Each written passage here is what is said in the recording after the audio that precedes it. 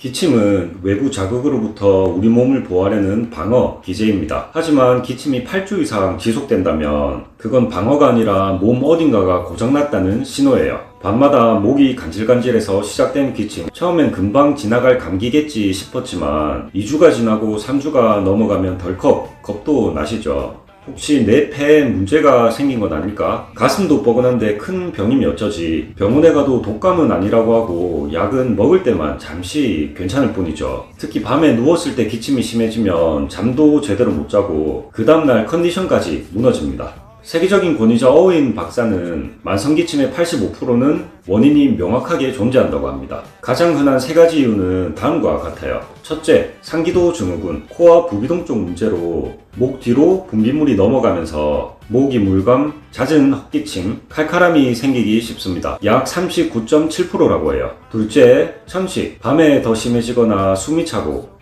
가슴이 답답하고 쌕쌕거림이 나올 수 있어요. 약 32.3%입니다. 셋째, 위, 식도, 속쓰림이 없어도 누우면 더 심하고 목에 뭐가 항상 걸린 듯하고 목소리가 쉬거나 마른 기침이 계속 이어질 수 있어요. 약 14.1%입니다. 다른 논문들도 상기도 기침 증후군, 천식, 역류성 질환이 성인 만성기침의 가장 흔한 원인군이라고 반복해서 말하고 있어요. 어떤 환자는 한 가지 원인만 있는 게 아니라 두세 가지가 겹쳐 있다고 합니다. 그래서 하나의 원인으로 단정하면 놓치는 경우가 꽤 많습니다. 여기서 더 조심해야 할 건 기침이 단순한 상기도 자극으로 끝나지 않을 때예요. 가래가 누렇거나 초록빛으로 보일 수는 있지만 색만으로는 단정할 수 없어요. 다만 호흡곤란, 고열, 흉통, 숨 쉴 때 불편함, 입술이 파래지는 느낌이 같이 오면 폐렴이나 다른 하기도 감염 증상을 의심해봐야 돼요. 폐렴은 감기처럼 시작할 수 있고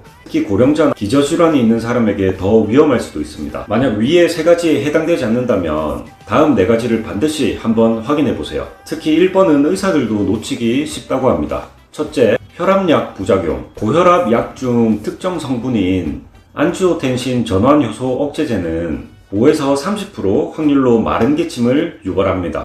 약 복용 후 수개월 뒤에도 나타날 수가 있어서 본인은 약 때문인지 모르는 경우도 종종 있습니다.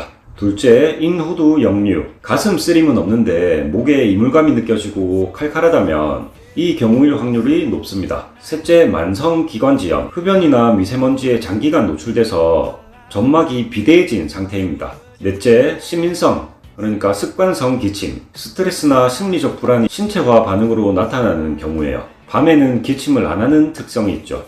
그래서 만성기침은 기침약으로만 무조건 버티기보다 원인을 가려내서 관리하는 게 첫 번째입니다. 기침이 오래 간다고 무조건 큰 병은 아니지만 반대로 그냥 지나가겠지 하고 넘기면 오래 갈 수도 있습니다. 특히 밤기침, 가슴 답답함, 목이 물감, 숨이 차는 느낌이 반복되면 생활관리와 함께 원인 확인이 꼭 필요합니다. 그러나 관리의 공통점은 명확해요. 점막을 촉촉하게 보호하고 염증을 가라앉히는 천연 보호막을 형성해 주는 거예요. 저희 단골 손님은 밤기침이 너무 심해서 이제 아내분과 각방을 썼다고 합니다. 또 병원약을 먹으면 속만 쓰리고 기침은 여전했죠. 그런데 도라지청으로 아침 저녁 점막 관리를 시작하고 일주일 만에 가래색이 옅어지더니 2주차부터는 밤에 한 번도 안 깨고 잘 잤다고 합니다. 아침에 목이 안 따가운 게 얼마 많은지 모르겠다면서 이렇게 오고 가면서 전해주시더라고요. 전문가들은 평소 생활 식습관이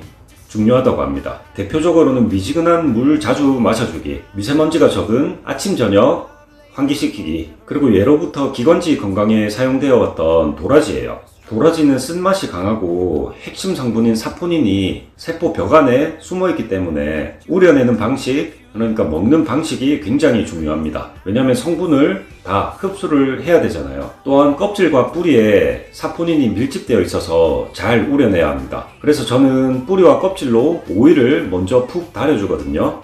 그 달인 원액에 통도라지를 넣고 다시 오일을 진하게 달여줍니다. 그래서 총 10일 동안 불 조절을 해가며 소다풀 지켜요. 물론 설탕 대신 쌀 조청을 사용해서 도라지의 쓴맛을 건강하고 고소하게 잘 잡아냈습니다. 만약 기침이 8주를 넘겼는데도 계속된다면, 그리고 밤에 잠을 계속 깨고 숨이 차고 가슴이 답답하고 입술색이 평소와 다르거나 열이 떨어지지 않거나 피 섞인 가래가 보인다면 진료를 미루지 않는 것이 먼저예요.